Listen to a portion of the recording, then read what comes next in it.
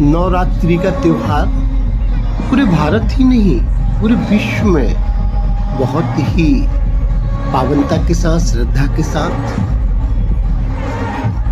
मनाया जाता है। 9 दिन का त्योहार 9 देवियों के लिए समर्पित होता है। लोग व्रत रखते हैं, उपवास रखते हैं, भजन करते हैं, कीर्तन करते हैं, भंडारा करते हैं और देवी की आराधना करते हैं। देवी को विभिन्न विभिन्न प्रकारों से खुश करने का प्रयास करते हैं ताकि देवी माँ मुझे साल भर शक्ति प्रदान करें, हमारे मनोकामनाओं को पूर्ण करें, हमें मन वांछित फल दे। देवी जी के बारे में कहा जाता है कि जितनी पवित्रता के साथ, जितनी पावनता के साथ, जितनी श्रद्धा के साथ देवी की आराधना करते हैं, देवी उतना ही पुण्य, उतना ही फल आपको प्रदान करती है। क्योंकि कहा जाता है कि पुत्र तो कुपुत्र हो सकता है, लेकिन माता कभी कुमाता नहीं होती है। इसी कारण माँ की उपासना हम साल में 2 बार करते हैं ताकि हमारी माँ हमारी रक्षा करे, हमें एक ताकत दे, शक्ति दे। क्योंकि देवी जो है वो शक्ति का प्रतीक है। चाहे राम की बात करें, चाहे कृष्ण की बात करें, चाहे ब्रह्मा जी की बात करें, चाहे विष्णु जी की बात करें, चाहे शंकर जी की बात करें, सबके साथ जो है वो शक्ति जुड़ी हुई है। इसी शक्ति की उपासना करने के लिए, आराधना करने के लिए गरबा नृत्य का भी आयोजन होता है। गरबा अर्थात जहाँ श्रद्धा, तन और मन तीनों में लय बन जाता है। और जब लय बनता है तो नृत्य के रूप में व्यक्ति देवी के सामने नृत्य करता है और देवी को समर्पित करता है अपनी श्रद्धा, अपने भाव,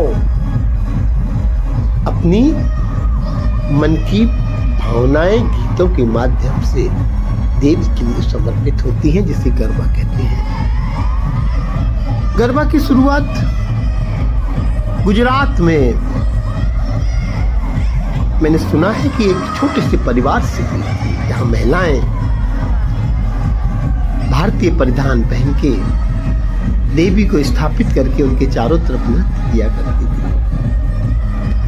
लेकिन यही शुरुआत पूरे गुजरात में विस्तारित हुई। गुजरात के सभी क्षेत्रों में, सभी जिलों में, सभी पूरे प्रदेश में नवरात्रि में गरबा करने का चलन प्रारंभ हुआ। देवी को प्रसन्न करने के लिए गरबा समर्पित किया जाने लगा। लेकिन देखते देखते पूरे भारत में, मैं कहूँ कि पूरे विश्व में गरबा की शुरुआत हुई। लोग भारतीय परिधान पहन के, नाना प्रकार के रंग बिरंगे परिधान, आभूषण पहनकर युवक, युवती, प्रौढ़, बच्चे सभी देवी को प्रसन्न करने के लिए गरबा नृत्य करने जाने लगे। पहले छोटे छोटे आयोजन हुआ करते थे, धीरे धीरे बड़े बड़े आयोजन होने लगे। आज मैं यदि भोपाल की बात करूं तो भोपाल में बहुत बड़े बड़े गरबा के आयोजन होते हैं, लेकिन एक बहुत गरिमामय, भव्यता से पूर्ण, पावनता के साथ दैनिक भास्कर ग्रुप अभिव्यक्ति का गरबा आयोजित कराता है। शायद 24 साल हो गए हैं।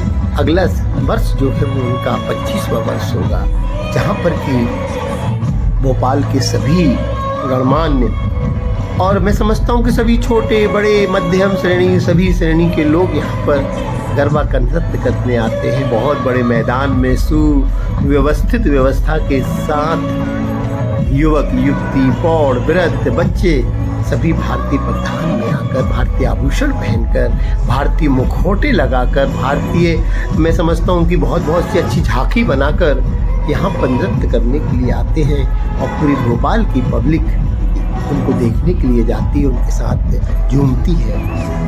यहाँ पर 2 या 3 सर्किल बनाए जाते हैं नृत्य के लिए।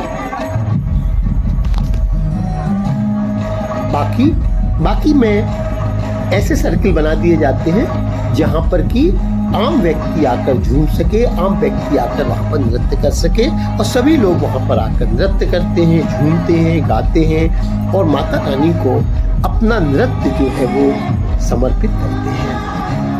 नृत्य के साथ साथ सुंदर सुंदर गीत चलते हैं, लोग गीतों का आनंद उठाते हैं, बड़ी बड़ी लाइटें लगी रहती हैं और खाने के विभिन्न स्टॉल लगे होते हैं। आप देखिए चित्र में लोग कितनी मस्ती कर रहे हैं, कैसे झूम रहे हैं, कैसे गा रहे हैं, कैसी कैसी झांकियां जो है वो झूम रही हैं, झांकियों के साथ लोग झूम रहे हैं। और मैं समझता हूँ कि यही हमारी पहचान है, हमारी संस्कृति की पहचान है, जिसके आधार पर ही हम अपने आप को जीवंत बनाए हुए हैं। यहाँ पर आप चित्र में देख रहे होंगे कि यहाँ पर स्टॉल लगा हुआ है ये फलाहारी सामान का, जहाँ पर कि आपको सब प्रकार की चीज़ें मिलेंगी। आपको पाव भाजी भी मिलेगी और समोसे भी और खिचड़ी भी और मालपुआ भी। ये सभी फास्ट वाली सामग्री से बने हुए हैं, लेकिन इतने स्वादिष्ट खाने में ऐसा लगता है जैसे कि हम जो हमारी भोज सामग्री होती है उसको हम खा रहे हैं। ऐसे बहुत से स्टॉल यहाँ पर लगे होते हैं। माता रानी के समर्पित इस गरबे में आप भी जरूर शामिल हों।